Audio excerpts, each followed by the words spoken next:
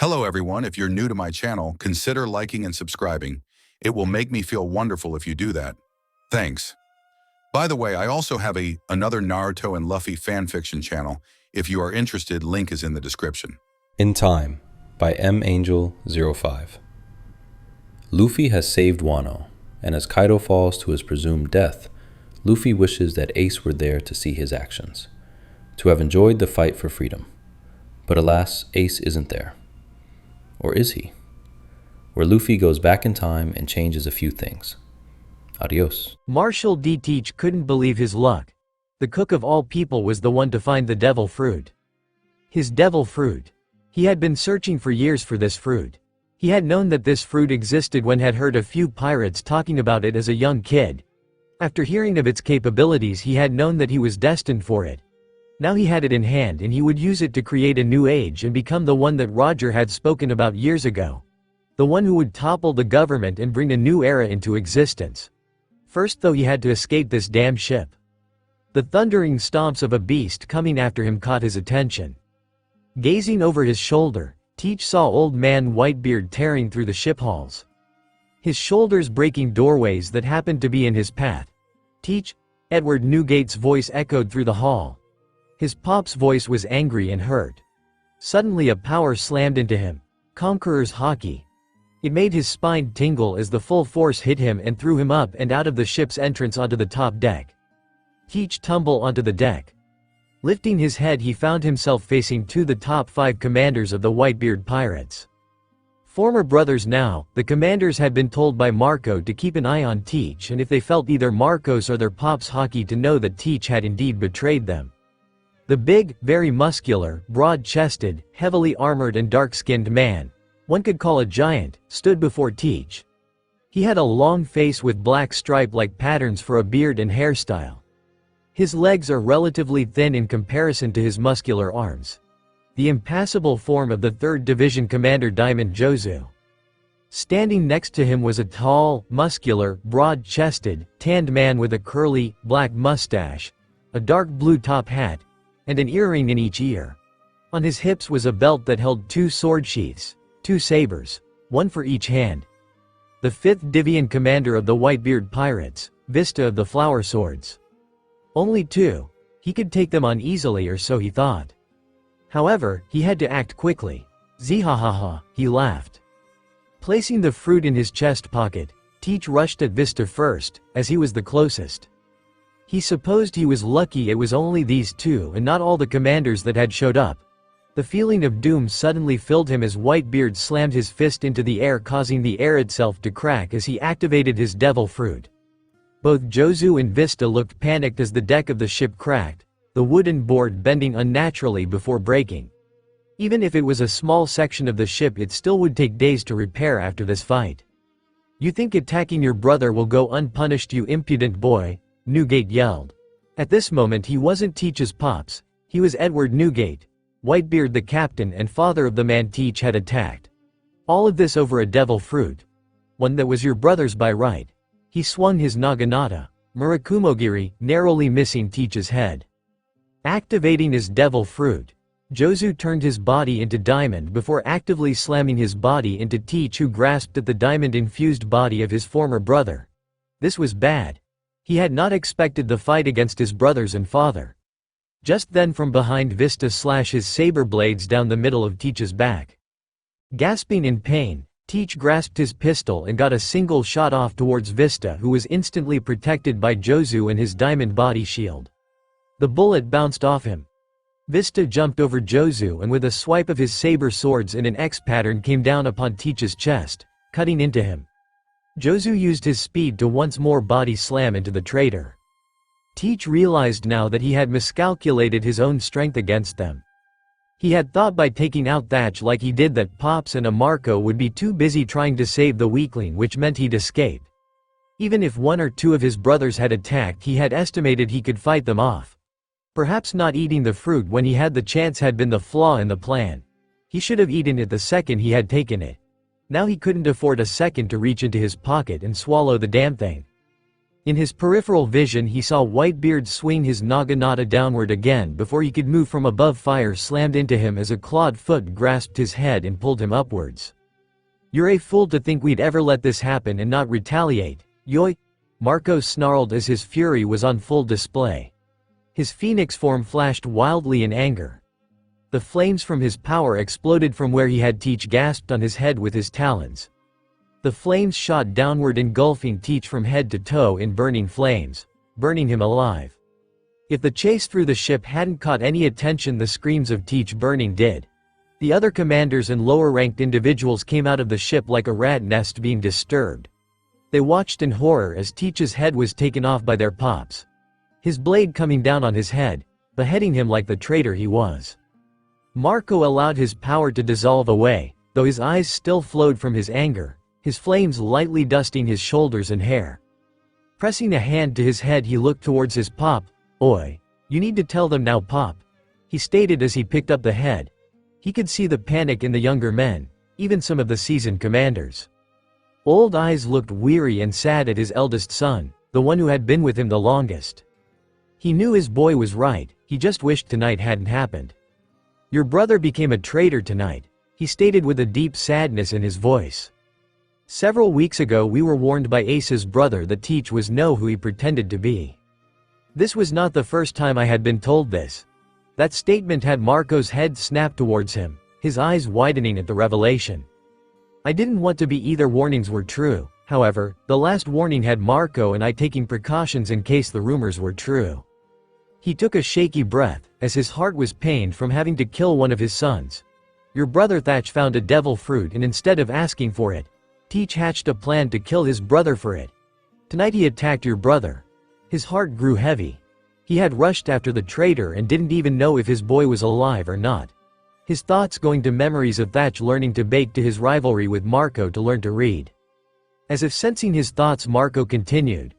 "Pop took after Teach and I took care of Thatch. He will live but has lost his right arm. He almost bled out but I was able to use my healing flames to seal the wound. He is in medbay unconscious with the nurses taking care of him." Whitebeard felt a weight on his shoulders being lifted with the news of his son being alive. "As you heard, I took off after the traitor and was assisted by Commanders Vista and Jozu. The battle ended when Commander Marco came into the fight and burned Teach in order to distract him for me to finish him. Even if the death had been justifiable, the group of men were still shaken. Never in the history of their group had one man tried to actually kill the other. Pop had never needed to enact justice. What was going to happen now? Marco walked over to the body and searched the pockets, coming in contact with the object that had caused all of this. The unassuming devil fruit. Handed it over to his pop. The old man looked at the fruit in his palm. He couldn't believe something so stupid had caused all this damage and drama. He had a feeling this wasn't over yet, that this fruit would cause more damage if they let it.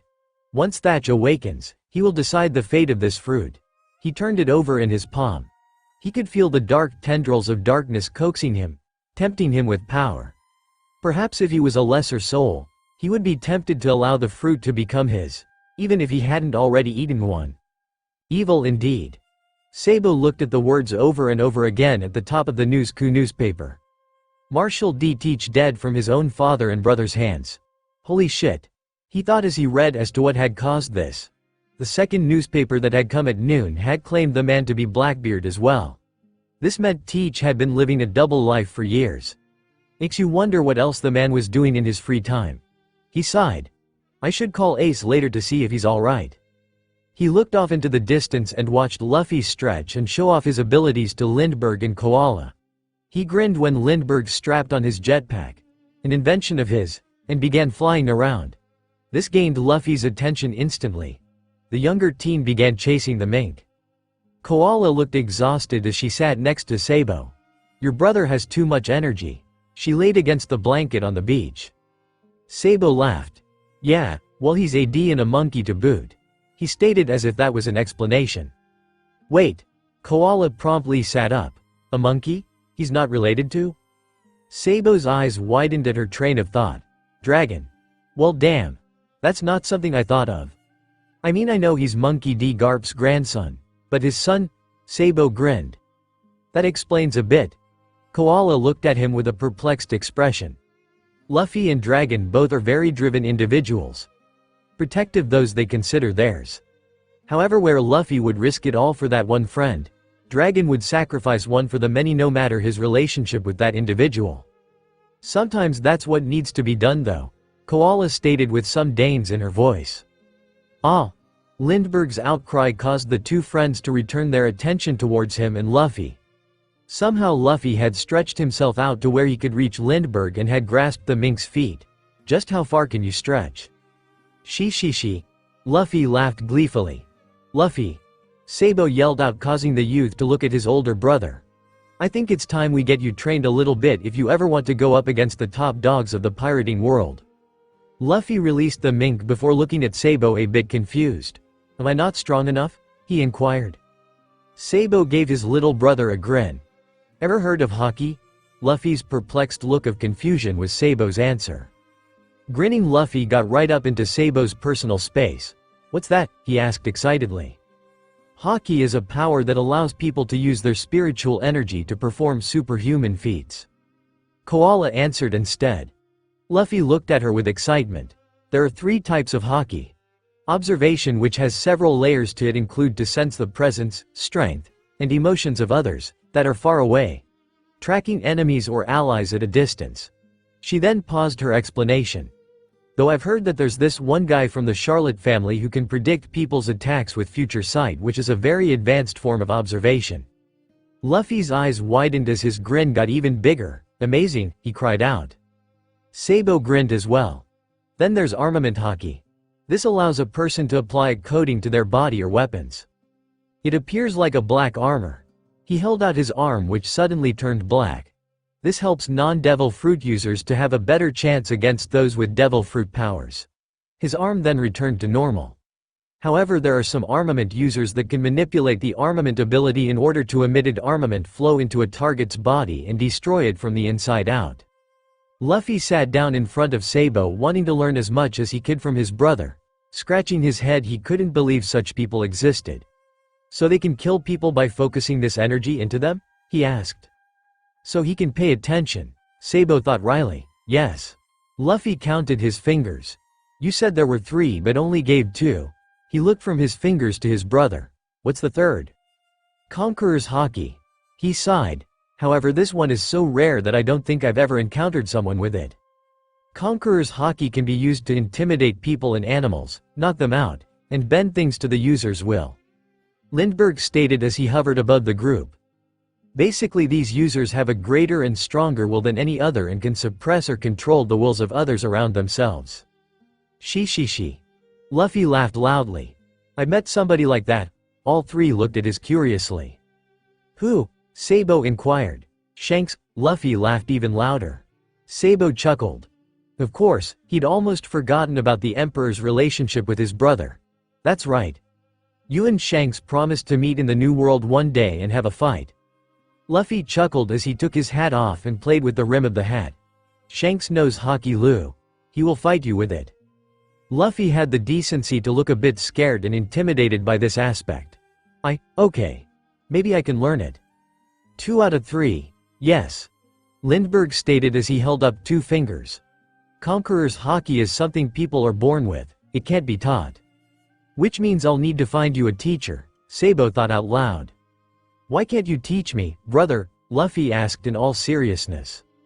I love you too much to hurt you, Sabo admitted. I'd be a terrible teacher. Clasping his hands together in prayer form, Luffy gave his best puppy eyes to his brother. Please, Bo, he begged. Eep!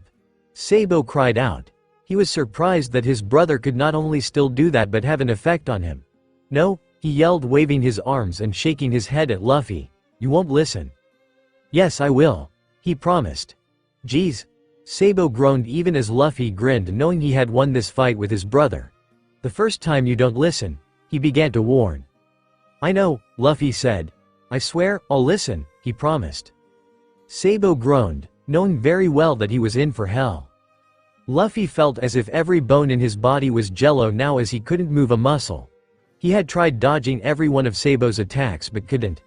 Sabo was stronger than he ever was when they were kids.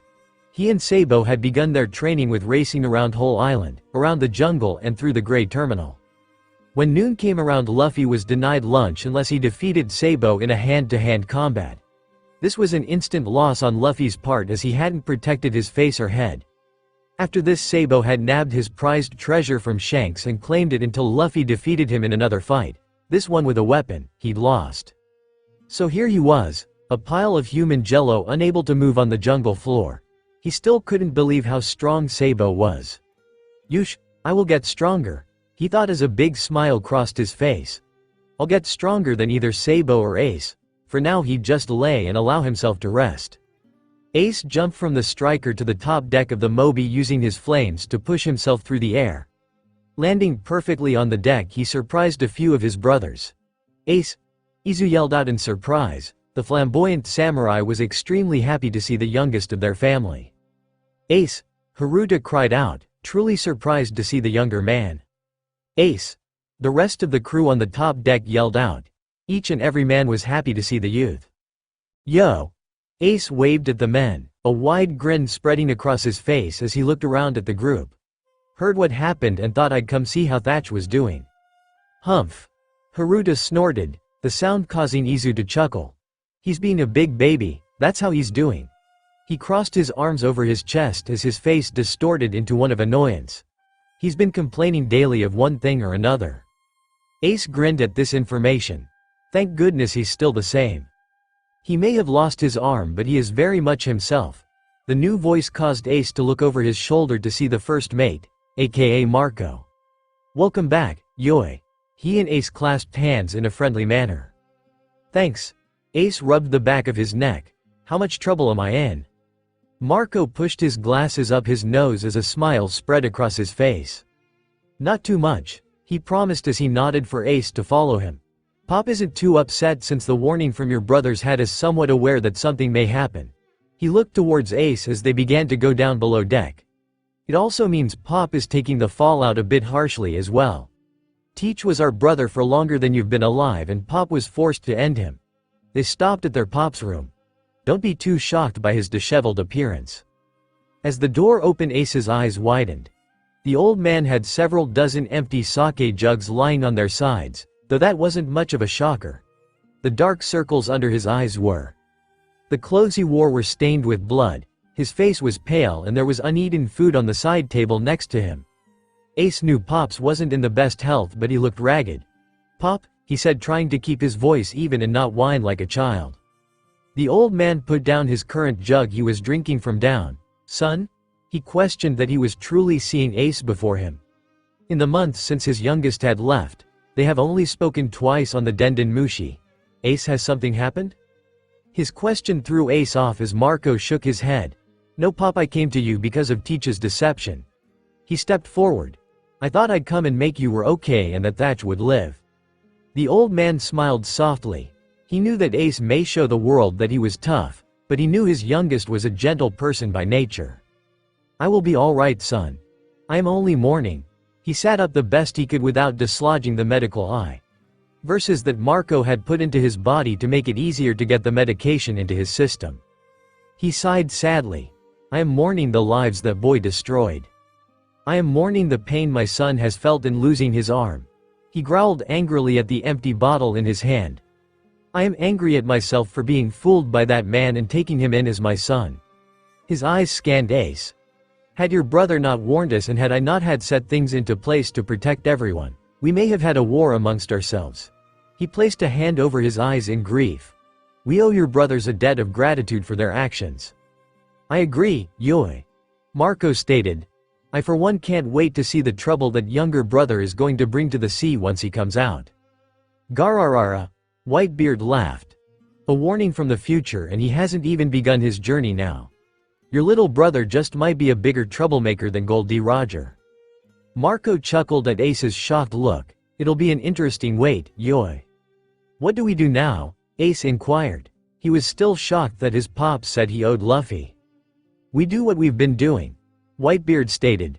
"Once I'm done mourning, we will call a meeting of the commanders and then we will reassure our allies and begin to assess the damage that boy has done." The two nodded in agreement. "Go. Deal with Thatch." Help him regain his sense of self and reassure him that he is still my son and that he is needed." With those words, the two sons left their pops to check on their injured brother. Day 6. Luffy was all happy today. He and Sabo had trained for a week, and today he had managed to snag back his straw hat and place it back on his head. Still though, Luffy growled lowly, glaring at his arm as it darkened with armament for less than 2 minutes, before dispersing just as fast.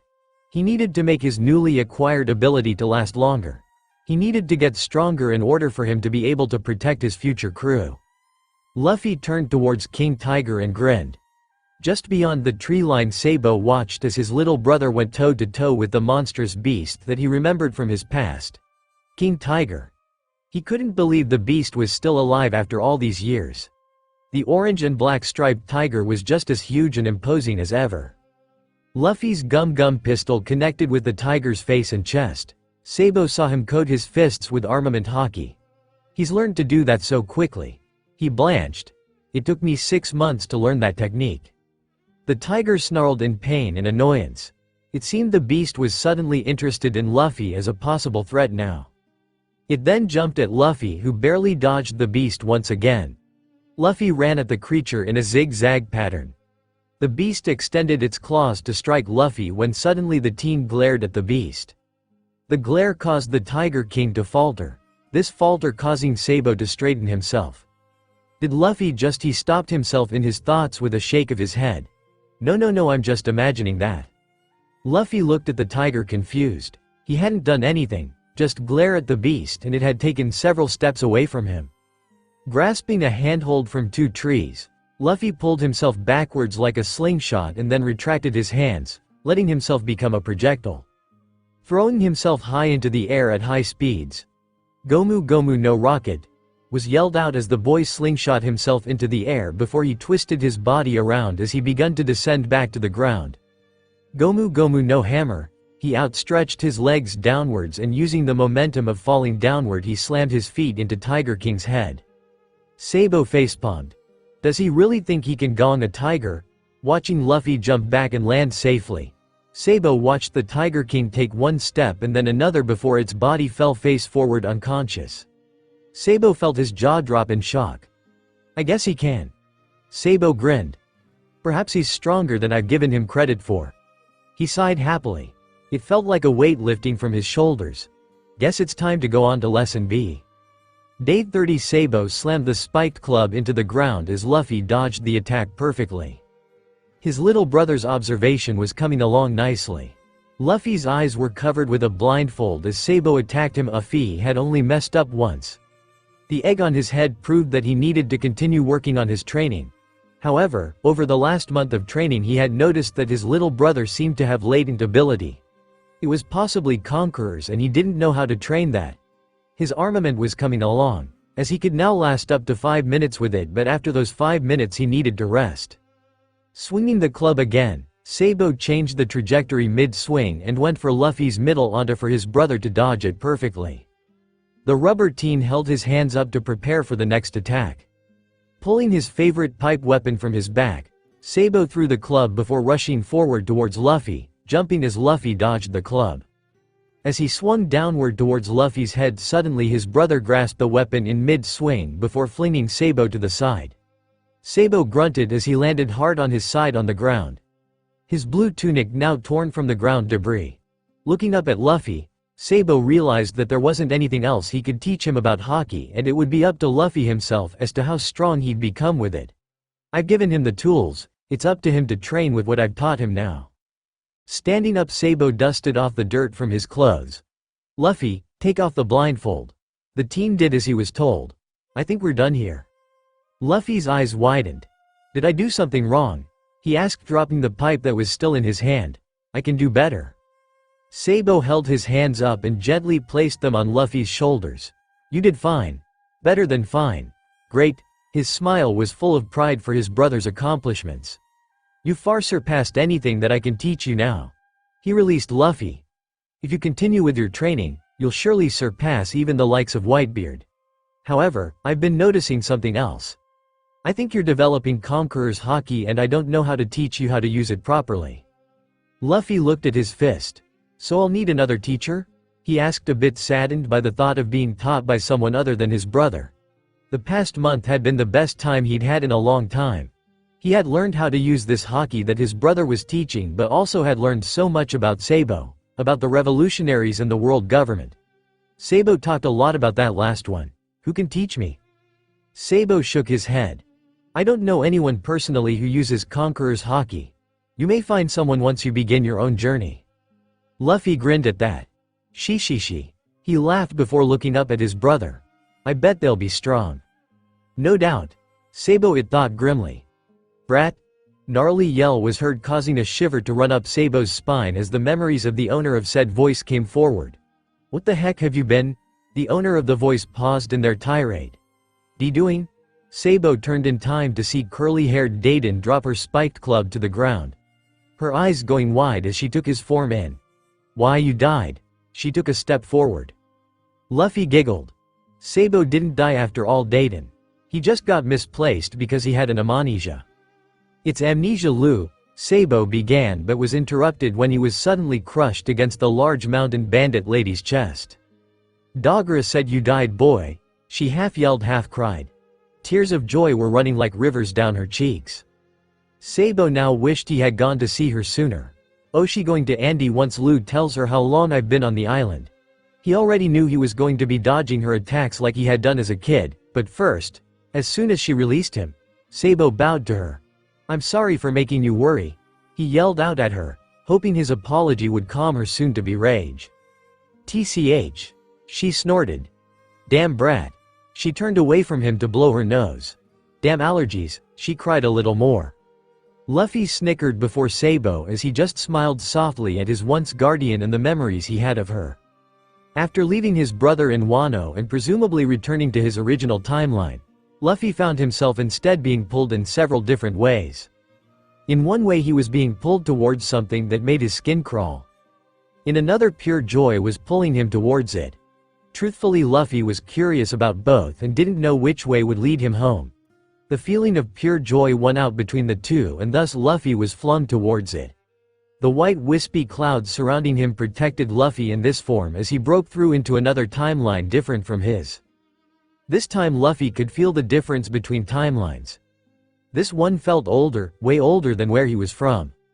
It's about time you showed up, brat. The voice was deep and smooth behind him. Upon turning around, Luffy was forced to look up. The man wore a similar straw hat to his, only bigger, and his was torn and missing a small piece to it. The man was somewhat a giant. Bigger than Luffy but smaller than the giants from Little Garden. Perhaps the size of Old Man Whitebeard. Luffy decided this man was definitely the size of his brother's old captain. She. Luffy laughed lightly. I've never met you before. Of course not. The giant stated. You were not ready. You hadn't awakened your fruit to its fullest extent. Luffy cocked his head at the man. Who are you? He asked. How do you know about my fruit? The man grinned when suddenly his black hair and beard suddenly began to bleed white. His clothes changing from dirty ones to ethereal like as they too turned white. The giant grinned widely. Like you, I too ate the same fruit as you, but it goes by another name. Luffy cocked his head in confusion. You know if by the Gomu no mi. I know it by its original name. Hito no mi, model, Nika. Nika. Luffy repeated it. He brought his hand up and looked at it. He recalled Robin talking about that person while they had been leaving Skypiea. It is classified as a mythical zone-type fruit that allows one to transform into the legendary god Nika.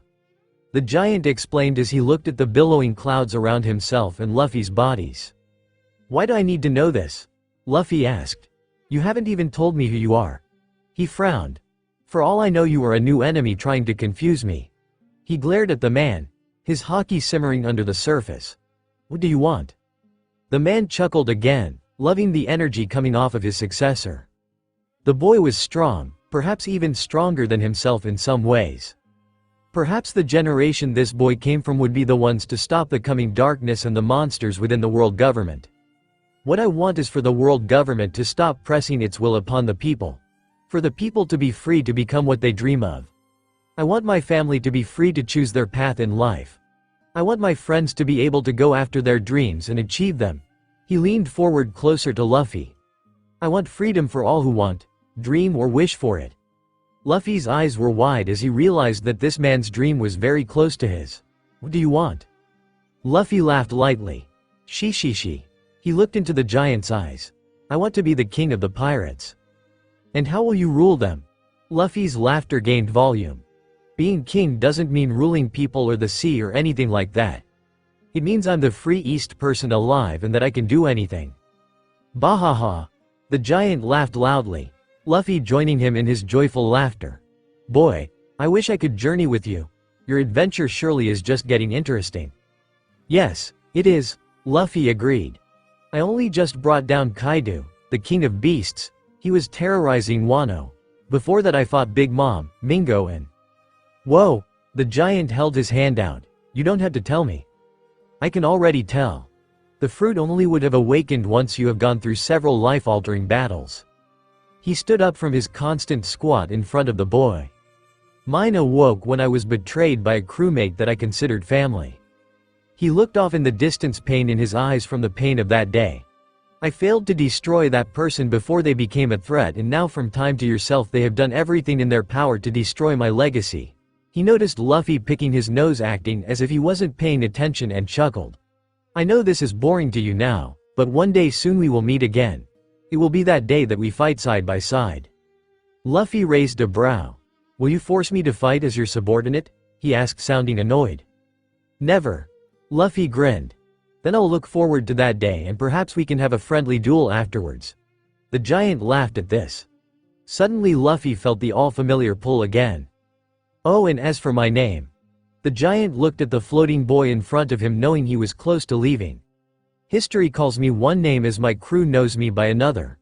Joyboy is the title the world has bestowed upon me. He grinned as Luffy began to disappear, meaning he was returning home. My name is Monkey D. Luffy's eyes burst open. He found himself lying on a futon with a warm blanket covering his body. His stomach rumbled loudly. The memories of the night before rushed through his mind. From seeing Ace to the Joyboy he had heard Robin talk about obsessively. Next to him he could sense Zoro's energy. His friend was waking up as well. Sitting up, Luffy decided he wanted one thing first and foremost. I want meat. And booze. Zoro yelled out as the servants who had been waiting for them to awaken ran off to tell the master that his friends were awake and hungry.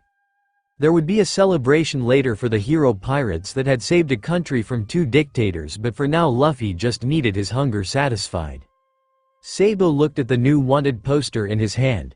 The bold letters of Monkey D. Luffy running across the bottom of the poster. The smile of his little brother, grinning like an idiot. It was all perfect. 30 million berry. In large bold print. This meant that after defeating Arlong, Buggy, and Don Krieg, 3 of the most feared pirates in East Blue, the Marines and the world government saw his baby brother as a true threat. Still, Sabo thought the bounty was too small, especially since his brother was stronger than most from the East Blue. Unless he's tempering his strength as to not draw attention to himself. Sabo thought for a moment. No, Luffy's smart, but not that smart to plan that far ahead. He scratched his head before picking up a Denden Mushi. The snail face changed from normal to that of Ace's. Yeah? Please tell me you got the new bounty poster? Sabo questioned his brother. Actually, I just put it on the wall, he stated as he looked at his collection. One was his, then Sabo's, and now Luffy's. Did you see yours went up to 600 million berry? Did you see yours is the same as last month? Sabo teased. TCH, came the irritated response. It'll go up, he said with confidence. Where are your people? Sabo asked. I thought they were keeping an eye on him. They are, Ace assured him. Deuce says they just left Little Garden and that some group called Baroque Works tried recruiting his first mate Roronoa Zoro. Sabo stood up quickly from his position at the table. Did you say Baroque Works? He asked suddenly as his hands flew over the paperwork that he had piled on the desk. He swore he'd just read something on that group. Yeah, Ace said as he turned towards the Denden. Why? He inquired slowly as he hoped nothing was too bad about the group. I just read about that group and their activities. Sabo explained as he found the report. I knew it. The group might not cause him too many problems, but there might be a possible connection to one of the warlords, Crocodile. Ace paused in his movements. I think that guy used to be one of Pop's friends until they had a falling out. Do I want to know what happened? Sabo inquired. Ace scratched the back of his head trying to remember the story Thatch told him. Something about the group being stuck in the calm belt and Pops decided to use Crocodile as a bait hook to catch lunch one time. Ace chuckled. I guess the guy holds a huge grudge now and swore to kill Pop one day. Sabo chuckled. I'm sure there's more to that story. Probably. Ace admitted he hadn't really been listening to Thatch's story. What else? Sabo asked, hoping he had something he could help Luffy with. Ace pushed his pile of papers to the side as he looked over the paperwork that Masked Deuce had given him when they had met up 2 days ago. Oh, he stated as he picked up the picture of the blue-haired girl. Ever heard of someone called Princess Vivi? She's apparently with Luffy. Vivi? Sabo asked, getting an affirmation from Ace. She's the heir of the Alabasta Kingdom. Ace's jaw dropped. So she's a literal princess. Only their brother would find and become friends with a literal princess. You thought she was some sort of a pirate princess? Sabo asked. Yeah, Ace chuckled. Maybe we could meet him in Alabasta and help him. Sounds like a plan. Sabo began looking for his pipe and satchel. Koala and I could be there by the end of the week. Same. Ace grasped his gun and dagger, placing them in their spots on his body in case he needed them. Once the two found their stuff and said their goodbyes, they began their way to join their brother and surprise him. Neither realizing that the wheels of fate were once again spinning and soon the strings of destiny would twist to bring forth the fate of one or both of the brothers. Gar RRP. The loud yells of Fleet Admiral Sengoku could be heard from one side of the Marine base to the other as he slammed his foot into the door of Vice Admiral Garp's office. The one being yelled at paid no mind to his oldest friend in his life as he ate his favorite crackers nonchalantly. This only infuriated the Fleet Admiral. Your grandson is up to no good out in the East Blue and all you can do is eat. He threw the newspaper at Garp. Having said paper thrown into his face, the words Monkey D. Luffy were printed out in big bold letters. Huh? He questioned as he read the supposed ill works of his grandson. The boy having taken out Arlong was something even the Marines in the East had problems doing. Finding the news boring, he threw it to the floor and laughed. Kya ha ha ha. That boy hasn't done anything that our Marines shouldn't have been doing and you know that. He gasped when his friend took his crackers from him. That's beside the point. Sengoku growled lightly, eating a few of the crackers much to Garp's dismay. TCH. Garp sounded a bit irritated. Fine. I'll go after him, after he's actually done something. He's not the only one. Sengoku slammed 2 wanted posters down, one of Sabo and the other of Ace. I know you've tried protecting these two but you can't anymore, not with their bounties pushing past 500 million berry. I find it interesting how you love pointing out my grandchildren and their problems but hate it when I bring up yours. Standing up, Garp snagged his crackers back. I'll handle my family when you get a handle on yours. Garp began walking out of the room and down the hall towards the recruits. Looking over the recruit barracks, he saw the 2 boys that had been brought to him a few weeks prior. One was Helmeppo and other a pink-haired boy named Kobe. Watching from his position, he saw Bogart was training the boys hard. He had a feeling these 2 were going to become the best Marines he's ever trained. He knew that Sengoku was right. His grandkids were out of line and needed to be brown a level or 2. Taking on Ace, however, would mean upsetting old man Whitebeard. Though he wasn't scared of Edward Newgate, he didn't want a war with the old man. Going against Sabo might upset Dragon, but he doubted his son would do anything against him. Luffy would be the easiest of the 3. He was a rookie who didn't know the rules of the ocean yet, and he might still stand a chance at swaying him to become a Marine yet. So Luffy it was. Sabo felt the instant heat coming off the ground and from the sky. The heat was worse than the hottest day on Dawn. It wasn't a sticky, miserable heat. Instead, a dry heat that forced the moisture out of your body. Oh, this was going to be fun. He thought sarcastically. Now he understood why Koala said no to coming with him. That was fine. As chief of staff, he could travel without anyone keeping track of his movements. The port town of Nanohana in Alabasta was a small, dusty town with a limited Marine presence. Approaching the only restaurant in town, Sabo saw Ace talking to another person.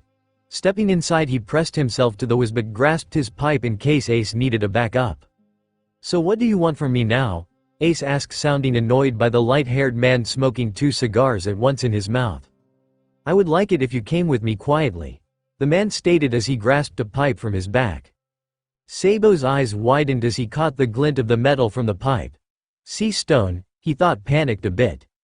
Ace couldn't be near that. It would truly hurt his brother. "No thanks," Ace stated as he leaned against the restaurant bar. "I think I'll pass."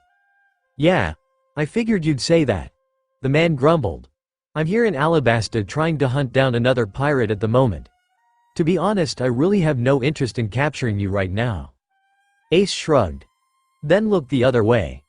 Ace's eyes met Sabo's. This guy wasn't going to let Ace go without a fight, and there were just too many civilians around for Ace to actually fight properly. "I'm afraid I just can't do that." The man sighed, a bit annoyed that he'd come across Ace when he was actually after that other guy. "Not as long as I'm a Marine and you're a part of a notorious pirate crew." The man's devil fruit causing smoke to float out of his body. A devil fruit user using a sea stone weapon. Sabo thought, both impressed and little worried. How strong was this guy? Now that's not much of reason, now is it? Ace lifted his visage to show how annoyed he was. "How about I give you a real reason?" The air in the room began to thinker with tension. Sabo grasped his pipe tightly, ready to push off the wall and help Ace with this unknown marine pirate hunter. When he heard Luffy's voice, "Give me some food." A moment later Sabo heard, "Gumu Gomu no rocket." Suddenly chaos was brought onto the restaurant as Luffy's body came rushing into the building. His body crashing into the marine pirate hunter, which was thrown forward into Ace's, who couldn't move quick enough. It was like watching a train crash as both Ace's and the hunter's bodies were thrown through the bar, through the building wall, the next building's walls and the third building's wall as well. Sabo's jaw dropped at the destruction from one messily attack as Luffy acted like nothing had happened and began eating what Sabo presumed was the rest of Ace's dinner. The other customers all gasped at the audacity of the young man. Sabo covered his mouth with his hand as he began laughing. Ace, their logia power-based brother who was so proud of his ability, had been defeated by their little brother with one attack. His laughter came out in snickers and snorts, causing the inhabitants to turn to look at him, including Luffy, who paused and stuffing his face. "Hey Sabo, what are you doing here?" Luffy asked in mid-bite before grabbing a chicken leg and putting it in his mouth. Sabo laughed harder. "Do you have any idea who you just attacked?" Luffy tipped his head to the side. "I attacked someone?" "Yes." Sabo pointed to the hole in the wall as Ace came out of it looking pissed. "Ace." Ace looked towards Sabo before his gaze turned towards Luffy. A fist slammed down onto his head. "Who the fuck has the damn nerve to?" The hunter began when his eyes landed on Luffy, Straw Hat. Luffy had once again begun stuffing his mouth, totally ignoring the man in front of him for several seconds before spewing the contents of his mouth at the man in front of him. "Smokey!" Luffy yelled in surprise. "What are you doing here?" He held some food in his hands, the need to eat still forcing him to want to eat. So deciding that running was a safer bet, just as Smoker was about to say something. "Wait!" Luffy yelled as he grabbed everything off the table and stuffed it all in his mouth. "D-O-U!" was all that was heard as the teen turned tail and ran. "Hey!" Smoker yelled after him as he ran after Luffy, totally not seeing Sabo, who was still laughing inside at the events that had just transpired. Placing a purse of money on the bar table, Sabo bowed towards the restaurant owner. "I apologize for my brothers, they can be quite destructive without meaning to be." He then walked over to the still unconscious Ace, his narcolepsy obviously hitting him hard in the middle of all the excitement.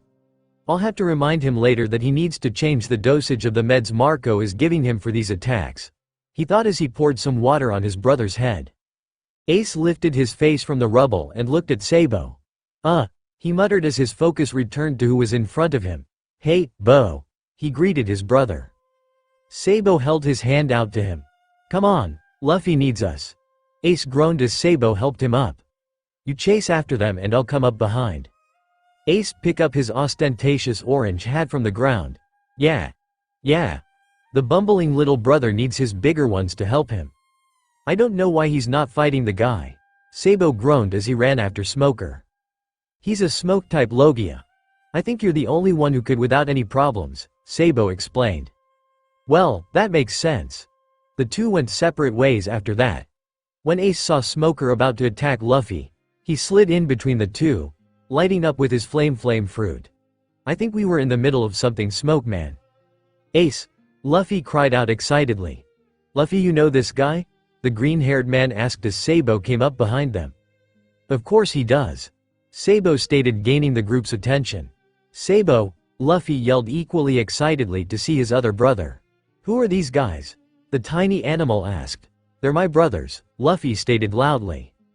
Bo, get them out of here, Ace yelled as he turned his attention to Smoker and his people. Fire fist. Ace yelled out as he thrust his fist at the approaching Marines, causing Smoker to step in front of the flames, his smoke ability negating the attack. Likewise, when he attacked Ace, his ability was negated as well. Meanwhile, Sabo led Luffy's group to the port where their ship was waiting for them. As they took off, Sabo noticed something. Where's Lu? The reddish-orange-haired girl suddenly facepalmed. That idiot. Well, we can't turn around now. The blonde man stated. So you're his older brother? He asked, looking annoyed at this discovery. Sabo felt something change about this man. He was becoming defensive. He noted how he was placing himself between Sabo and the young women. Taking his top hat off, Sabo bowed to them. I apologize. My name is Portgas D. Sabo. Ace is my twin and the eldest out of the three of us. He smiled at the group. Thank you for taking care of my little brother. I know he can be a bit of a handful, but do continue to take care of him for us. It's no problem, they stated unison. A few moments later, Luffy's rubbery hand grasped the ship's main mast before his body snapped from land to the ship. He landed between the two girls. Hi Sabo, Luffy yelled between the two girls. Don't do that, the red, orange-haired girl screamed at him. You could have startled Vivi, she continued as she grabbed Luffy's face and began pulling it this way and that as she vented her anger upon him. Sorry Nami. He tried apologizing, but his face and lips were now swollen from getting beaten up by her. Ah! The small animal yelled out. Nami, stop, he only just healed. Nami glared at the animal. Chopper, watch out, she'll kill you too, the dark-haired teen yelled. Ah! Chopper screamed as Nami, whose glare could send an admiral running, turned her attention on the poor animal. Usopp. She's got me in her sights. The animal jumped onto the dark-haired teen's back, who backed away from Nami quickly as the rest of the crew took several steps away from him. The green-haired man laughed, causing the girl to turn her irritation towards him. Zoro, you were supposed to keep an eye on him. That's like the blind leading the blind, the blonde stated, finally relaxing near Sabo. Huh? Zoro asked as his eye twitched at this statement. What did you say, shitty cook? The blonde growled. Who are you calling a shitty cook, you damn monkey brain? The two looked to be about to fight when the blue-haired girl stepped between them. Sanji, Zoro, please don't fight, she begged them. Anything for you, Vivi Swan, Sanji responded with hearts in his eyes. Zoro rolled his eyes at the cook's response. Laughter caught their attention. You seem like a fun bunch. Ace sat squatting on the edge of the ship. Luffy, your friends seem like fun. Luffy, who was still being choked by Nami, grinned and laughed the best he could. Ain't they neat? The two brothers chuckled at the younger brother and his crew as the introductions began once more. The day wore on as they made their way towards the next port and hopefully finding a way to save Alabasta. A pillar of smoke climbed high into the sky as the pirates and runaway princess continued their journey through the desert. You got to admit you were showing off a bit back there. Sabo grumbled as Ace grinned. Ace knew he had shit-eating grin on his face. Jealous little brother? He teased as he pushed his hat up to look at his brother. Besides, they obviously were working for Crocodile. Jealous? Of what? You turning into the Human Torch and burning everything away? He inquired, sounding annoyed. Or the fact you still pass out in the middle of a fight? Just a few moments ago their group had come in contact with a bunch of bandits. After sailing up the coast to the next town, they had found another village turned to dust because of no rainfall. Ace had contacted Deuce and the others, who had discreetly gone further up the coast to gather intel for their former captain. Just remember, we're here to support Luffy, not to outshine or outdo him in any way, Sabo reminded his brother. Ace groaned. He really hated it when Sabo would go all big brother on him when he was the eldest, not Sabo. Damn it. I know that. He growled at his twin. The sweltering heat was annoying, not too harsh for Ace, but he understood why his brother was getting upset. Sabo always did react badly when overheated. The two brothers turned to rejoin everyone who was riding or walking ahead of them when they noticed Luffy stop walking. Usopp was the first to notice him trailing behind them. "Hey, is there something wrong, Luffy?" The blue-haired princess looked over at him from her perch on Eyelash's back. "The camel friend of Chopper's, Luffy?" Luffy crossed his arm over his chest. With his head down he began speaking, "I quit." "Huh?" Everyone yelled out at him, including his brothers who came up behind him. "What do you mean you quit?" Vivi asked, her voice on the edge of panic. Usopp groaned. "We've got a lot to do, and it's hot. There's no time for your crap." The sniper sounded a bit annoyed with his captain's antics. "We plan on stopping the rebels in this kingdom," he stated rather than asking. "Well, obviously." Sanji agreed. "Where is he going with this?" Sabo asked, gaining a shrug from his brother. "Which is boring." Luffy stated the obvious. "Wait, what?" Sanji yelled, gaining a grin from Zoro, who seemed to know what Luffy was up to. "Vivi, listen. I want to kick Crocodile's ass, okay?" His two brothers grinned, thinking it was gonna be Luffy wanting to go off on his own to fight. "If we stop the people starting the rebellion, do you think that's going to stop Crocodile?" "I don't understand," she said, her eyes showing fear. Fear of Luffy leaving, of failing to get her country the help it needs, and failing to save everyone. "I understand," Zoro stated as he laid his hand on his hip. "It's an interesting point," Sanji agreed, taking a puff from his cigarette. "Even though it's Luffy pointing this out," Usopp muttered quietly. Luffy continued as he felt his brothers come up next to him, watching him. "Vivi, you're hoping that we can all come out of this with no one dying, right?" "Well," she began, feeling unsure for a second. "Yes. Not one of us. Not one of the citizens. You're living a dream world." Luffy finished, sounding quite sure about his words. Suddenly the princess jumped from the camel's back. She approached Luffy looking all pissed. "Oh, is that so? Tell me, do you think I'm wrong?" Luffy looked at her unimpressed. "What is wrong with not wanting people to die?" Luffy looked at her angrily but held that anger back, reminding himself she was his friend. Death happens. Both Ace and Sabo looked away with their hats covering their eyes. They knew this all too well, and the fact that their baby brother had to remind people of this was the sad part of their life. Suddenly the princess punched Luffy, sending him flying backwards. Both brothers knew he could have stopped it or even dodged it, which meant that this punch was intentionally landing on him. "Shut your mouth. You say that one more time and they'll be the last words you ever speak," Vivi screamed, her pale fist throbbing from hitting him. The group on the other hand were less than impressed with Luffy acting all weak. The royal and rebel armies and people of this kingdoms are all innocent of wrongdoing. So why do any of them have to die? Usopp made to stop the two from fighting when Sanji grabbed his shoulder and shook his head at his friend. Luffy stood up, his hat having fallen off of his head by now, causing his curly hair to get into his eyes. He looked at Vivi. He could see her point, but it was a mute action. "If nobody needs to die," he began as he rushed at her and pulled his punch as he hit her in the face with his fist. "Then why are you out here risking your life?" "Luffy," Usopp yelled. "Hey, stop," Sanji yelled, not liking to see a beautiful woman hit. Vivi flipped Luffy and jumped onto his chest and began wailing on his face. "Just one look at this kingdom and even we can tell." Luffy began speaking even throughout the hitting. "Tell what?" she yelled as she continued to hit him. "What needs to be done most?" Luffy continued. "As if putting your life on the line would be enough out here." Luffy was beginning to sound equally upset with Vivi the way she seemed to be with him. Through tears, Vivi questioned. "Then tell me what I should be putting on the line. I don't have anything else to sacrifice. I don't have anything else worth putting on the line other than the life of some stupid princess." Luffy suddenly grasped her fist with his hand, stopping her pitiful punches. "We put all of our lives on the time together. We're friends, right?" She looked at him with wide tear-filled eyes. "We're here to help you." Vivi lost it. Since arriving she'd been trying so hard to act tough and strong so the others couldn't see how pitiful she was. But Luffy saw it. He always saw through his friends' walls no matter how thick they made them. "Whoa, I guess you can cry." "Sorry," Luffy said, trying to joke and get her tears to stop. "I know you want to beat Crocodile more than even I do. But we're friends and we're in this together. So you're not alone." Sabo smirked. So that's what he was trying to do. He looked over at Ace, who was looking up and away. Hey, are you okay, Ace? Shut it. Ace grouched as he wiped his eyes. There's dust in my eyes. He obviously lied.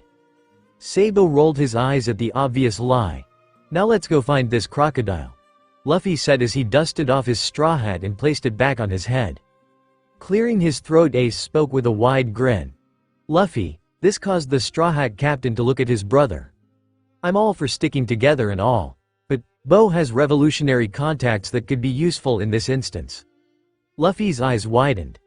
How about we go into the nearest rebel camp and see if we can stall any heavy war between the rebels and the royal army? Sabo gave an equally happy grin to this as Ace had.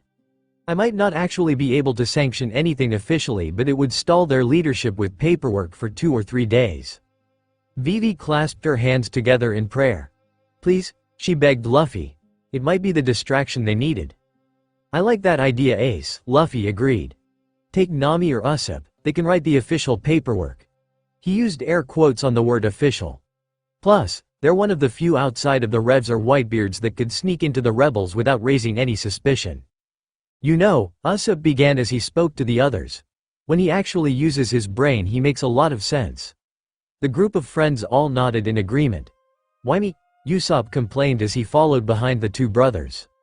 Sabo grinned as they approached the first rebel encampment. Nami stated you had better skills that could help us. Plus she didn't want to leave the pretty princess alone in Sanji's presence. Ace countered before chuckling. Although I think Princess Vivi could have handled Sanji easily. You're telling me? Usopp agreed. She surprised us with that attack on Luffy. Though I think Luffy let her attack him. The 2 brothers shared a look. So Usopp noticed. He was allowing her vent. Sabo assured the young man, she's been holding back. I do agree with Lu though. Ace spoke as they stopped by an abandoned house. If she thinks everyone is going to survive this without getting hurt or somebody dying, she's delusional. Doesn't mean we can't try out damnness to ensure everyone comes out of it safely. Usopp stated as peered at the encampment. So what's the plan? We walk in. I do the talking. Sabo stated as he tipped his hat forward to protect his eyes from the sun, Ace copying the action. Wouldn't have it any other way. Usopp mumbled as he followed quietly behind them. Has Ace checked in lately? Izu's voice echoed as he and his 2 companions walked through a cavernous tunnel. A week ago this tunnel had appeared outside of the Pop's old hometown on Sphinx Island. The mayor contacted them immediately. Marco turned to look behind himself at his brother. What do you think, Yoi? He stated, sounding a bit annoyed. I think our youngest brother is off being his freest self. Thatch stated with a crooked grin as he walked past Marco. Though, I think Firecracker found his younger brother and is having fun with him. He looked upwards as they came to a huge cavern. Whoa! His eyes began scanning the ceiling of the cave. Is it me or does the ceiling look like Swiss cheese? Both brothers looked up as well. You've spoken to Ace, haven't you? Izu inquired as he looked back at his brother. The grin on the cook's face said it all. Hey, it's not my fault our baby bro likes to check in on me. Both men narrowed their eyes at him. You're still playing the poor me card with him? Marco inquired, causing his brother to begin backing away from him. Well, Thatch chuckled. He's just checking in to make sure the new metal arm is working out. He flexed the metal limb. Still got to thank him for introducing me to those guys in Water 7. He turned his attention back to the ceiling of the cave. I think we may have a problem here though. Izu looked up again. The holes in the ceiling, are they what's worrying you? Yeah, he said, looking back at them. Back on my home island, caves began popping up under a town 20 miles from my hometown. 6 months later a huge sinkhole appeared where the caves were. And the town? Marco asked, having a sinking feeling. Destroyed. Thatch stated grimly. Nobody survived. They were pulled under when the sinkhole appeared. In a single night 160 people died. His brothers paled. The caves looked like this. I remembered how they reminded me of Swiss cheese back then. What caused this, Yoi? Marco's question caused his brother to shrug. I don't know. Thatch answered truthfully. But we need to move the town, ASAP. Marco nodded in agreement. The 3 brothers turned and left the cave without noticing the slight rumbling sound coming from deeper within the cave. Deeper inside the cave, had they continued, The brothers would have found a river of hot boiling water which was turning the ground into Swiss cheese as it surged forward, destroying everything it touched. If it continued to move as it was, the entire island would soon become destabilized and sink. Only one island out of thousands that would soon share that fate. Ace's eyes narrowed as he stared at the giant lizard that was standing guard outside the rebel camp. Sabo and Usopp had gone on ahead, leaving him outside with instructions. Not to do anything obviously pirate-y. His eyebrows twitched as his fingers heated up. The lizard looked good to eat. "Are you with the revolutionaries too?"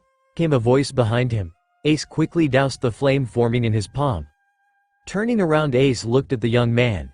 He seemed too young to be a part of any type of movement, let alone rebelling against the king of his nation. Just how young are these people anyway? Is this really the fault of the king? Something here just isn't sitting right. "Yeah, I'm keeping watch." "We have guards doing that," assured the kid. "I'm sure you do," Ace stated as he noticed something on the horizon. It looked like a sand twister, but the energy inside told him otherwise. It looked like two individuals. One a woman with multiple hands whipping around her, causing a tornado-like appearance. "Yet there are things those guards of yours can't see or won't be able to fight quick enough." He nodded towards the whirlwind that was vanishing into the distance. "That wasn't natural. It was created by a devil fruit user. Your camp is being watched." The boy's eyes widened in horror. "I'll go tell our leader." As the kid ran off, Ace wondered if that person was a part of the royal army or Crocodile's invaders. "I hope we are not too late to stop this," Ace muttered to no one but himself. "Otherwise this is going to be a slaughter." Luffy glared at the man before him. Crocodile. The slick black hair, scar across the bridge of his nose and cigar hanging on the side of his mouth. Something seemed off about this guy. He couldn't put his finger on it.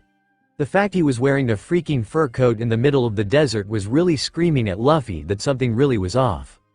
Luffy tipped his head to the side, crossed his arms over his chest and proceeded to watch Vivi yell.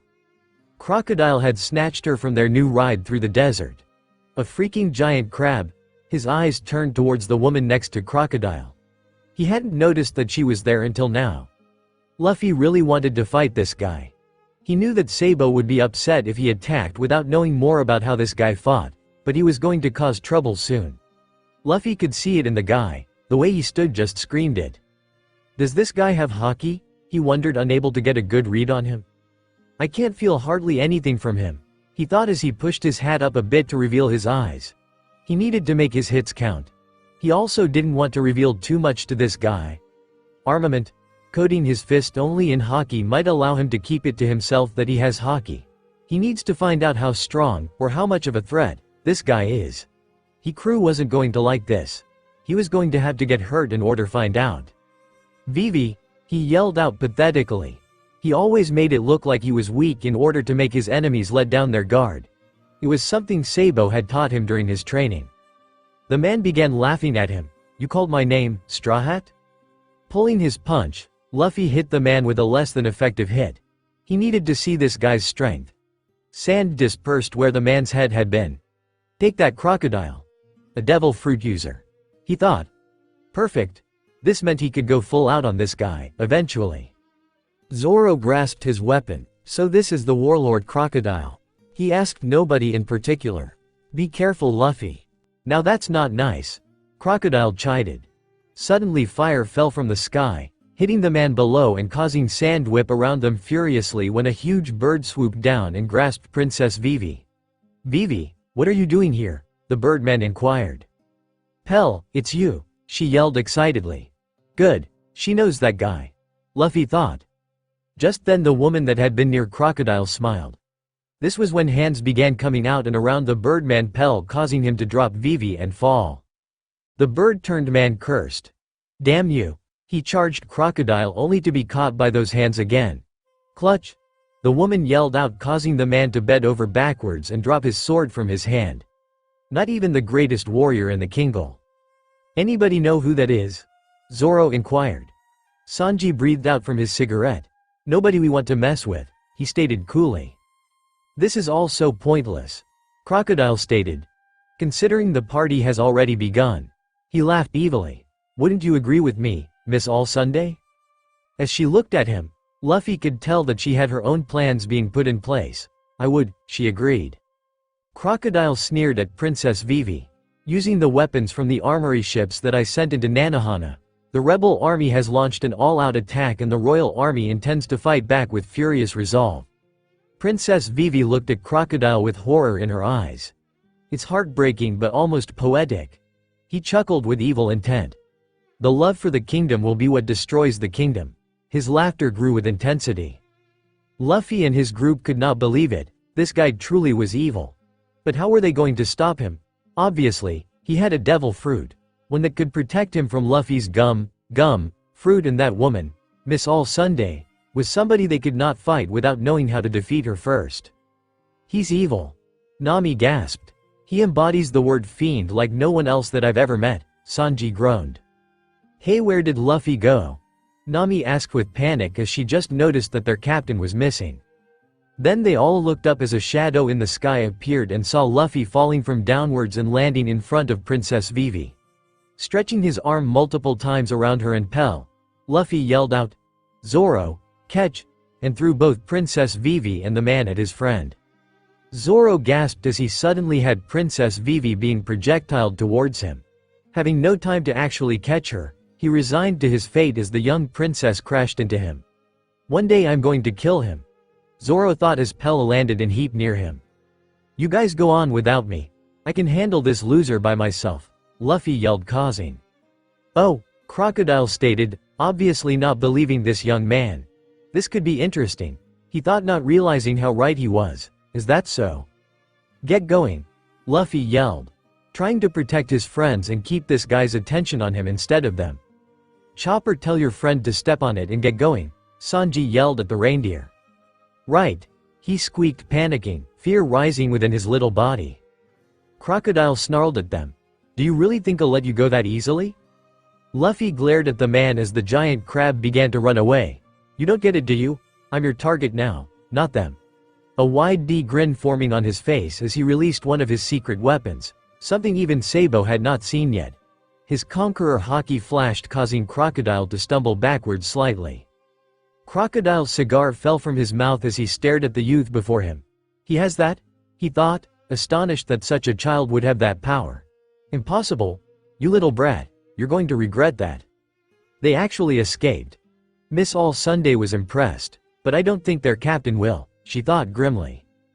Gomu, pistol. Luffy yelled out as he coated his arm with armament Haki. Instead of his fist going through Crocodile's face, it made actual skin-on contact with him. The attack threw Crocodile off his feet towards Miss All Sunday.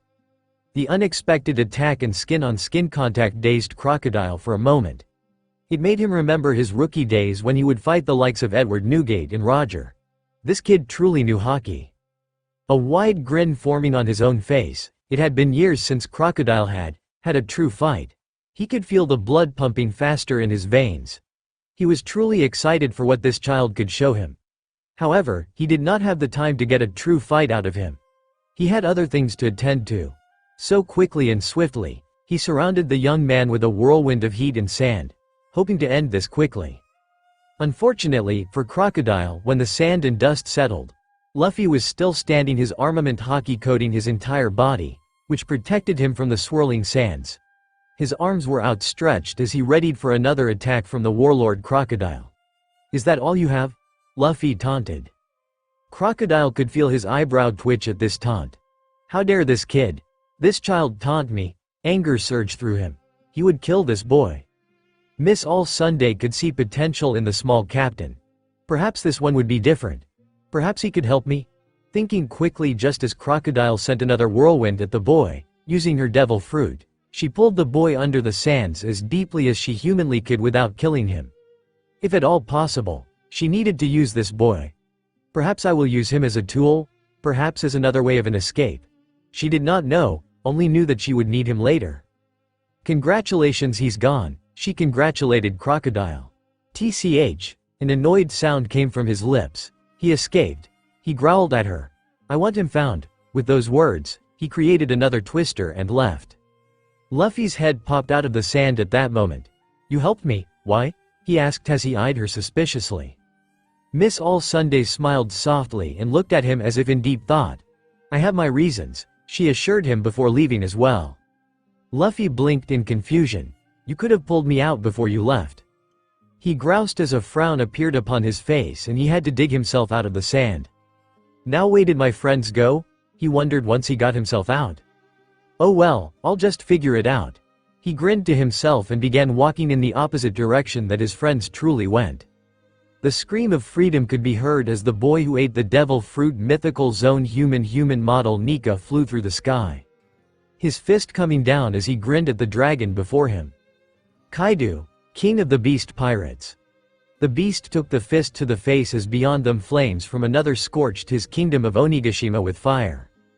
As his body went crashing down into the fiery pit below, he could feel the flaming energy that was king die out as a darker fire burned through his fortress kingdom.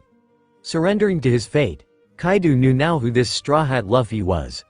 After hearing how he took out Crocodile in Alabasta 2 years prior, he really should have taken the boy seriously. Luffy sighed in relief as he drank the water the old man had given him as his eyes scanned the barren land. The old man was going on saying how only a few short years ago this was a thriving city, with markets, city council and even a nearby lake. Yuba was nothing like it once was. Sand was everywhere with tumbleweeds blowing in the winds. Wild animals now walked or crawled the town streets. Above him the vultures flew above them waiting for new prey. He watched the old man pick up the shovel once again to begin shoveling the well to find water once more. There's no water anywhere in this country outside of the capital. Luffy thought. This means that Crocodile has control over the only source of water. Luffy stood up and began to dig in the sand with his hands in order to help the older man with the well. Stop! The old man cried out. You're just burying what I just unburied, the outcry causing Luffy to fall onto his ass. I was just trying to help. Luffy explained. If you want to help, defeat Crocodile, the old man yelled. He's the reason, the real reason that this country is in such desolation. The old man stared off into the distance, as if remembering something. King Cobra would never betray this country. Not when he loves it so much. How can I defeat him? Luffy inquired. I fought him once and he is very strong, even stronger with that woman next to him. I've heard whispers on the wind about that woman. The old man stated. Rumor is her name isn't Miss All Sunday. Instead, her name might be that of Nico Robin. The old man began to dig once more. Of course I'm just a fool out here in the desert, digging sand. Who would believe me that the demon child is actually here in this country? He chuckled at his own words. Demon child? Luffy inquired, having never heard of this person. Who is that? Who indeed? The old man said, no longer wanting to talk to this young man. Luffy stared at the old man for a moment, confused as why he would even bring up this. If you want to defeat Crocodile, think about what his weakness should be or could be, the old man stated as he continued to dig. Just like all of us have our weaknesses, so must he. Luffy thought about this for a moment before grinning at the old man. She. He laughed. Oh, I get it. What's the opposite of dry? Wet. The old man stopped digging for a moment, thinking about what the young man just said. Wet? His eyes widened in realization. It couldn't be that easy, he thought. Incredulously, this young man may have just saved them from a war. If they could just defeat Crocodile. Shaking his head, old man knew that no one would listen to him. People had stopped listening to him a long time ago. Why do the rebels believe that King Cobra is the one responsible for the destruction of this country, and not Crocodile? Luffy asked. Dance powder. The old man growled. When the powder is burned, it takes the form of a vapor which can be released into the air. It accelerates the creation of ice particles in sub-freezing temperature clouds, resulting in immediate heavy rainfall. The process in which the artificial rain is created artificially matures clouds, which allows them to release rain. However, this powder cannot create new rainwater entirely. If the powder causes all rain to fall in one location, it will deprive other locations of rain, causing droughts. Luffy cocked his head confusedly at the information that the old man was giving him. A wagon filled with the stuff was found. It had the royal seal upon it. The old man gave us a sigh of sadness. People believed that King Cobra was seeding the clouds around the capital in order to keep it healthy while allowing the rest of the kingdom to go into a drought. How do you know this was not the work of the king? Luffy asked. Because I personally have met the king and he is not that sort of man. The old man looked off into the distance sadly. I just can't prove it. You don't need to prove it to me, if he stated with a grin. I've met Princess Vivi and if her father is anything like his daughter, then I know he is not doing this. The man froze at these words before spinning around and looking at the young man. Princess Vivi is alive. He cried out, tears of joy appearing in his eyes. Yep. Luffy grinned. She's with my friends headed towards the capital to stop the war. Impossible. The old man exclaimed. She was supposedly killed a long time ago. Luffy chuckled. Nope. She's alive. His grin becoming wider. But now I have an idea as to how I can defeat Crocodile. Luffy jumped up off of the ground and dusted his butt off. I just have to find my friends and tell them how we can defeat him. He thrust his hands up into the air in his excitement. Suddenly, he realized he didn't actually know which way the capital was. You wouldn't know where the capital is, would you? The old man felt his nerves shake a bit. Lifting our old decrypted finger, he pointed the way. It's about a day's ride that way. He stated, still feeling a little nervous. Luffy looked in the way the old man had pointed. Yosh. He grinned.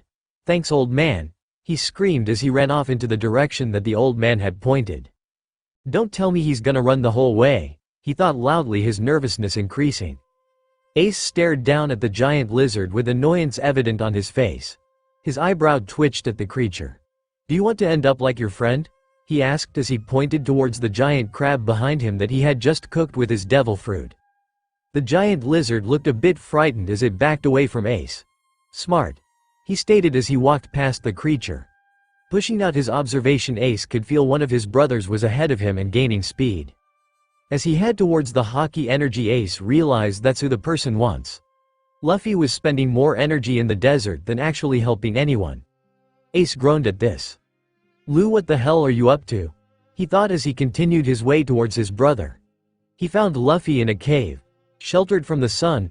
What the hell are you doing? His voice, causing Luffy to startle slightly. Luffy jumped into the air at the sound of a voice. Spinning around, he released an attack onto his brother. A jet of water was spat out of Fluffy's mouth and into Ace's face. Upon realizing that it was his brother that he just attacked, Luffy backed away from him several feet. Oops, sorry Ace. Luffy apologized. Ace, with his face dripping wet, looked at Luffy annoyed. His face, his hat, his clothes were wet now. Technically he couldn't use his devil fruit either, at least until he was dry. Run, he warned Luffy. Looked at his brother with nervousness. Wait, Ace, don't, he begged his brother as he waved his arms in front of him to defend himself. I know how to defeat Crocodile. And that had you fill your mouth with water and spit it at me? Ace asked, still annoyed with his brother. He began whipping his face with the sleeve of his jacket. He guessed he should really be used to Luffy's antics. Luffy started giggling. She. The young man spun around. I had to test it. He pulled his cheek, which stretched like a rubber band. I'm not affected by this water. Ace questioned as he took his hat off and shook it. What do you mean? Luffy began to explain what dance powder was, and how Crocodile was using it to cause Drow Kingdom. However, this water was not like normal water. Luffy stuck his hand into the barrel that he had before retracting it. He then stretched his arm out without any problems. For some reason it does not affect me. Question is, does it affect Crocodile? Ace wondered out loud before placing his own hand within the barrel and quickly retracted. It seemed to affect him. Ace looked at Luffy incredulously. What made his baby brother different? Luffy giggled at his brother's antics. Don't know, but I can't wait to try it on him. His laughter gaining in volume. TCH. Ace said with annoyance. You better not do something stupid. Unfortunately, Ace knew that was probably what was going to happen. Don't worry, I got a plan. Luffy scratched his head before cocking it to the side. I think. Lucy began laughing again. Ace slapped a hand over his eyes in defeat. Please help me, he prayed. So why are you out here by yourself? Where is Sabo and Usopp? Luffy inquired. Sabo is an idiot. Ace solely replied, his facial features showing that he was quite annoyed. Hours prior to Ace and Luffy meeting up, Ace had been in the rebel camp watching as Sabo negotiated with the leader of the rebels. The desert dweller was distrustful, but had heard of the revolutionaries and knew they could be useful in a real fight. Sabo quickly learned the man's name was Koza. Sabo quickly understood why this young man was the leader and not someone older. His sense of justice matched that of the Revolutionary Army. He saw an injustice going on here in the Alabasta Kingdom and wanted so desperately to change the course of which the supposedly king was taking it. Sabo still didn't believe it was Cobra but in fact Crocodile that was behind the drought in the kingdom. There was just too much evidence against Cobra though. After Koza had told Sabo how he had gone to speak to King Cobra only for the king to attack him was when Koza started to believe that the king was capable of destroying their kingdom. Cobra is a friend to Dragon. Sabo thought as a scratch the side of his head, trying to make sense of this. Cobra has never done anything like this before, why would he do it now? Sabo was brought out of his thoughts when he heard a loud crash outside of the tent they were in. The two men jumped from their seats and rushed to the flap of the tent. Once outside, they saw a young boy rushing into one of the guards. "There's a devil fruit user outside of the camp," he yelled, fear upon his face. Sabo's sweat dripped down his neck. He wouldn't be that stupid, would he? He thought as he spotted Ace standing at the entrance of the camp. He's just like his brother. Sabo heard Usopp mutter next to him. "Do you know that man?" Koza inquired as he spotted Ace. "If I say yes, we might get into trouble and then they'll have a hard time believing us when we do find real proof about Crocodile." Sabo thought. "If I say no, I might get a beating from Ace." An image of Ace beating him up appeared into Sabo's mind. "No, I've never seen him before in my life." Usopp gasped at the blatant lie. Was he really going to throw his brother under the bus for this? The answer was yes. Ace looked over his shoulder and saw a group of the rebels coming towards him with weapons drawn. Oh shit. He thought as he spotted his brother looking up and away from him. That fucking idiot. "Stop. Do not come any closer or we will shoot you," one of the guards yelled in warning. Ace glared at his brother. "You're so fucking dead when I get my hands on you," he thought as he turned and ran. "I'm so dead," Sabo thought with a mental scream as he turned his head away from watching Ace run. He is so dead. Usopp thought, thankful for once that he didn't have any brothers. Back to the present, Ace looked over Luffy and noticed that he looked a little like he had been in a fight. "So where are your friends?" he asked, still trying to figure out who had Luffy and left him looking a little ragged. Luffy giggled, she, before he scratched his head and smiled at his brother. "Don't worry, they know how to take care of themselves. I think I know how to fight and win in a battle with Crocodile now." "What do you mean?" Ace asked as he pulled his cloak off. "Have you noticed that the entire kingdom is made out of sand?" Luffy inquired. His brother looked at him with a deadpanned look. "No, I thought it was made out of sugar," he said with sarcasm dripping from his voice. "Huh?" Luffy said, confused. Shaking his head, he continued. "There's an old man in the village back there that told me about how Alabasta used to be filled with greenery. That the rain used to fall monthly. Then one day it stopped." Luffy grinned. "Basically Crocodile stopped the rain when he came to Alabasta. I think water is his weakness." "That would make sense," Ace thought. "How?" "He's a devil fruit user," Luffy explained. "He's able to create sand and use it to his will." Lucy looked at his hands as he allowed the sand to fall through his fingers. "All I have to do is spray him with water to ensure that he won't be able to use his devil fruit power." "You're forgetting something," Ace said while looking at his brother, as he tried to remind him of the obvious. "You're weak against water too." "Yeah, but I won't be the one drenched in it," he laughed. "How the hell do you plan on drenching Crocodile in water?" Ace asked, starting to sound annoyed. Luffy thought. "Not sure yet, but I'll figure it out," he exclaimed, sounding very excited. Ace sighed, though a groan came out instead. "I don't think I'm going to survive this," he said, mostly to himself. With Luffy getting excited about fight that he might lose and Sabo trying to kill me with the rebels, I might as well leave. His thought process was interrupted when Luffy suddenly spotted a cave in the distance. Gomu Gomu no rocket. Luffy launched his hands outward, grasping two boulder rocks, and then released his feet from the ground, sending himself and Ace shooting them both towards the cave. Landing face first into a pit of sand, Ace growled, "I'm going to kill you. I swear before this is over. I will kill you," with Luffy landing on top of him as a cherry on top. Luffy laughed. I don't think so. Ace sighed as he resigned to his fate. Crocodile prided himself on his intelligence. Once becoming a warlord of the sea, Crocodile had decided that it just wasn't enough. Finding the right people to pull this off was the hard part, but when Nico Robin aka Miss All Sunday had come into his group, things seemed to have fallen into place very quickly. Oh, the woman thought he didn't know who she was, but he did, and he had plans. First and foremost, he had to find the ancient weapon that Alabasta had, and the poneglyph would tell where it was. Allowing the people of this kingdom to think that their king had betrayed them was just a ruse he had set up as a diversion. His true intentions were quite well hidden. As long as Bon Clay kept up the ruse that he was King Cobra, things would work out as they should.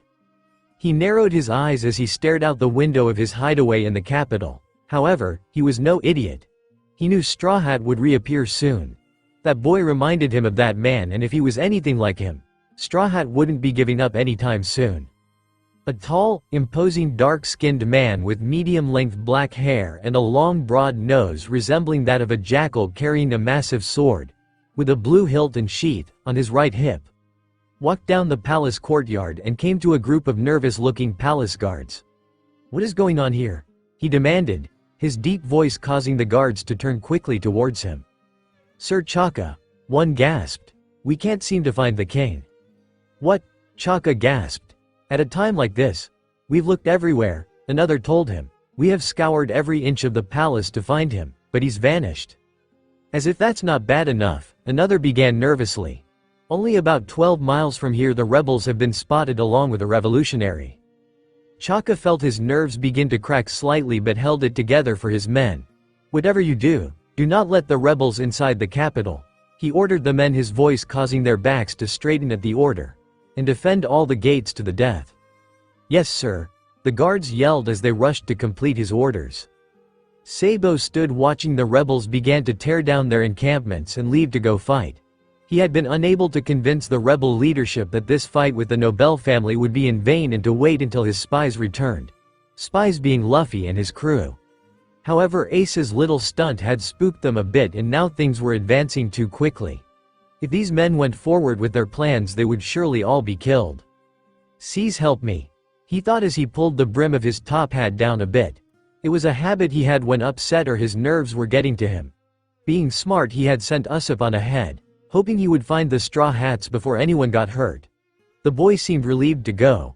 What he didn't know was that Sabo had sent him to stop any fighting before it got out of hand, which meant being on the front lines. Something the sniper knew nothing about, and probably for the best. Usopp rode the camel as fast as he could. "Hopefully I can get everyone out of harm's way before the fighting actually starts," he thought as his cowardly instincts were telling him that he was going the wrong way. "What am I talking about? They'll want to fight. They'll protect Vivi no matter what." He felt his bones shake at the thought of having to fight someone stronger than himself. "I wanted to be a brave warrior of the sea. Well, I guess it's now or never." Gritting his teeth, he snapped the reins on the camel's bridle. As the city came into view, he saw Chopper in his big form preparing to fight two individuals. However, he could see from where he was that the rebels were attacking from the opposite side from him, and that there was somebody stupid enough to stand between them and the city. "Why do I have a feeling that's Luffy?" he thought as he decided helping Chopper may be the safer bet than assisting Luffy in being stupid. 2 against 2 is better than 2 against an army, he mentally yelled at himself. Of course, it might be better if I could find the right weapon for my skills. Without knowing it, Usopp was about to enter a battle that would take every skill he had in order to survive it. "You're dead?" Chopper heard the Baroque's Works pirate snarl as she and the other rushed at him. "This is bad," he thought as he went into reindeer mode and ran. "I can't fight by myself. They're so much stronger than me. What was I thinking?" He began panicking. Just then a scream caught Chopper's attention as Usopp flew overhead, landed between him and the other 2 pirates and shot at them. The 2 tiny pellets that he shot, one exploded in front of the 2 pirates who cried out in pain, the other seeming to be a dud. What was that, Usopp? His friend looked down at him. A mixture of gunpowder, the world's hottest pepper, and lime juice. The reindeer cocked his head at him. "Why lime juice?" he asked curiously. "Ever get lime juice sprints into your eye while cutting it?" the curly-haired teen asked, gaining a headshake of a no from his animal friend. "It hurts like a mother," topped with the world's hottest pepper, and you're looking at two very uncomfortable pirates." "Ah!" The scream caught their attention. Turning, the two watched the man scream as he took out his water from a pouch and poured it on himself. "That'll make it worse," Usopp commented when the screams intensified.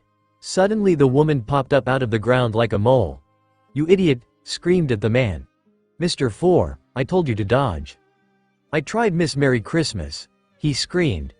The woman turned and narrowed her eyes at Usopp. "You're going to pay." "Hey Chopper," Usopp began. "Do you know where Luffy is? Sabo wanted me to warn him of the rebels coming." Chopper looked at him with fear.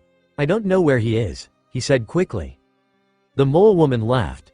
"Your idiot of a captain is most likely dead," she yelled. "My captain is far more intelligent and knows what's going on before anyone else ever does. So if your captain is missing, he's more than likely dead." She laughed. "And in all honesty, I'm glad he's dead. He was waste of space." As she laughed, she knew she was pulling that out of her ass. She didn't know where the boy was or if he was fighting crocodile. She just needed to shake their faith in their captain and his cause. "Now Long Nose, it's your turn." She began to rush at him from underground and suddenly snatched his feet and pulled the boy down before digging her claws into his legs. Usopp screamed in pain before pulling himself out of the hole. The mole woman looked at him with glee. She had hurt him deeply. Looking back at her companion, she spoke. "Can you do something about the reindeer?" "I can't see very well, but I certainly can try," he said, as he raised the bat in his hand. "On second thought, I have an idea," she stated as her eyes gleamed in the sunlight. "Let's play a little game." She suddenly dove under the ground once again, rushing towards Usopp. Popping up out of the ground, she grabbed his ankles and began rushing towards her companion, who swung his bat at the boy. Cleanup hitter. Usopp went flying into the sky and landed several feet behind the duo. "Usopp!" Chopper screamed, worry etching his face. "Damn you bastards!"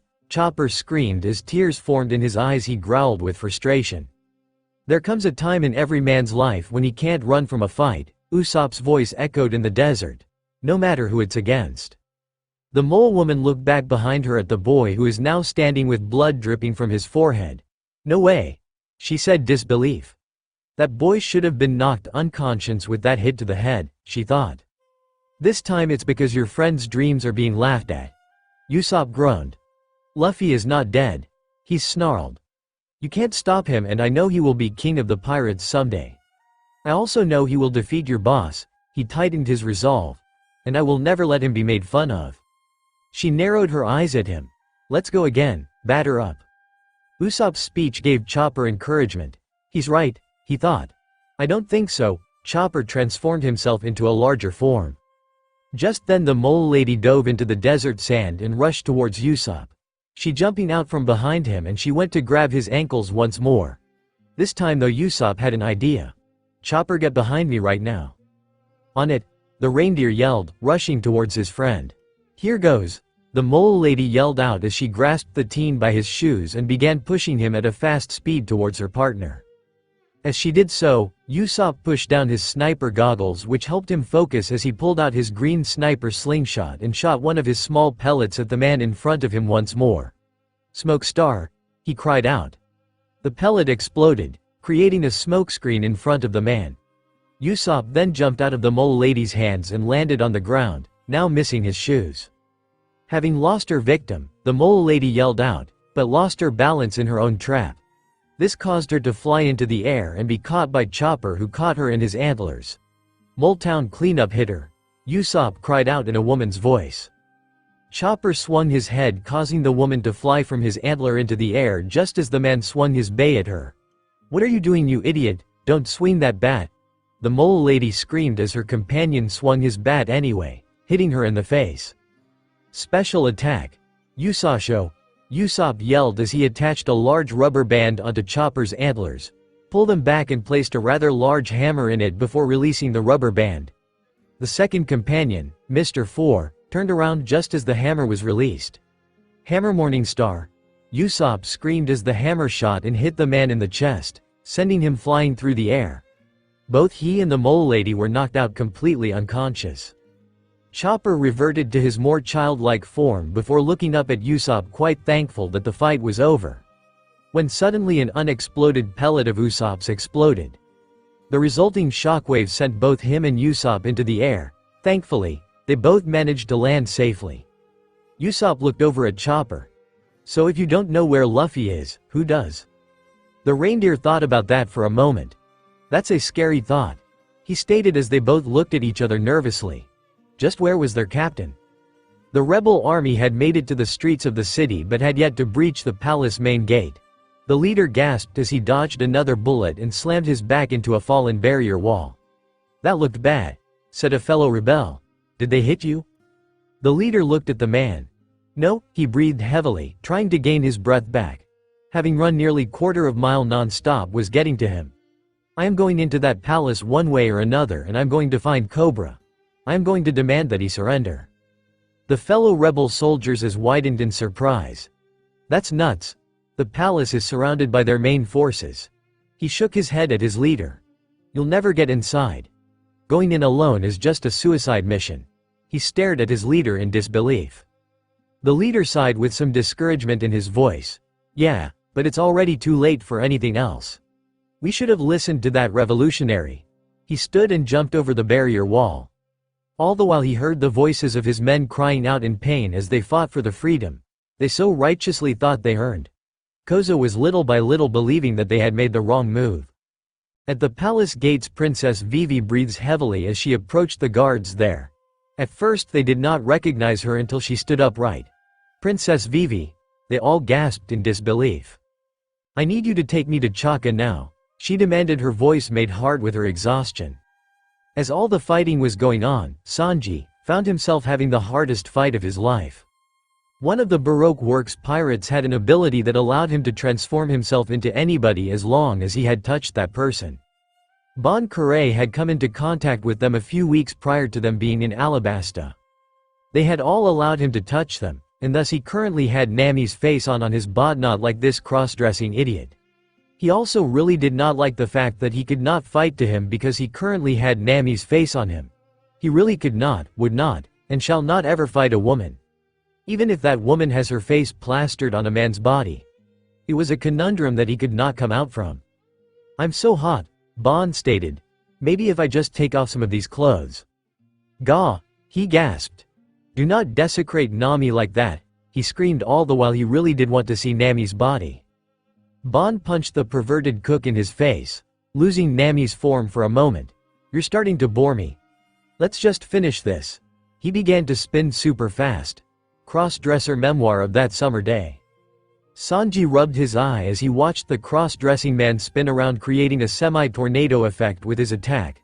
I'm a bore, your attacks are just so pathetic.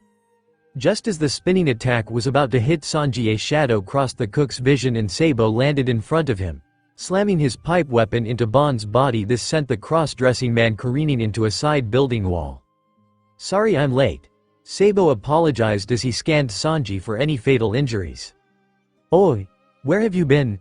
Sanji inquired as the cross-dresser began to get back up. Is that man one of Ivankov's people? Sabo wondered.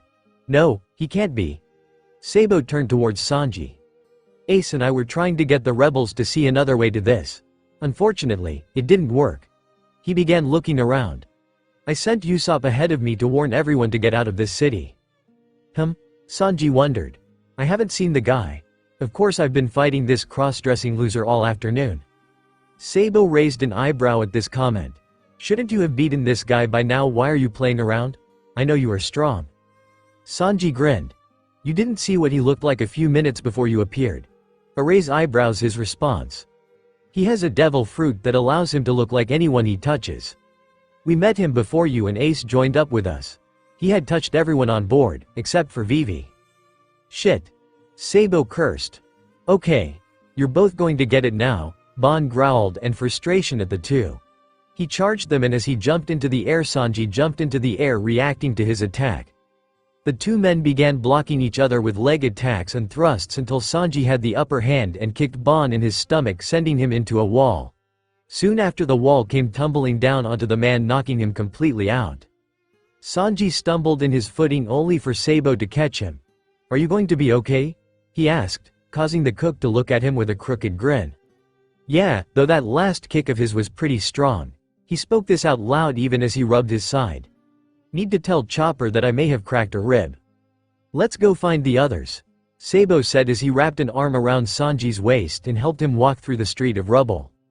Above them in the palace, Crocodile watched as the rebels, the pirates and his own crew fought against each other. Turning, he looked at King Cobra. Your people are going to fight each other until the last one falls, he told the monarch. Now all you have to do is tell me where that poneglyph is and I will leave with my people. The king breathed heavily. He had been beaten for the last several days. His own people didn't even realize that he'd been replaced by a fake. His only thoughts were that his daughter had actually escaped this kind of torture. Suddenly, the double doors opened to the room. A woman in a black dress, wearing a white cowboy hat, walked into the room. It would seem that Princess Vivi has returned, she stated as she smirked at the king, knowing he had thought that his daughter was safe and away from this place. Oh, Crocodile smiled gleefully. Where is she? She's with Chaka, she answered. I suppose it's time we had a little chat with her.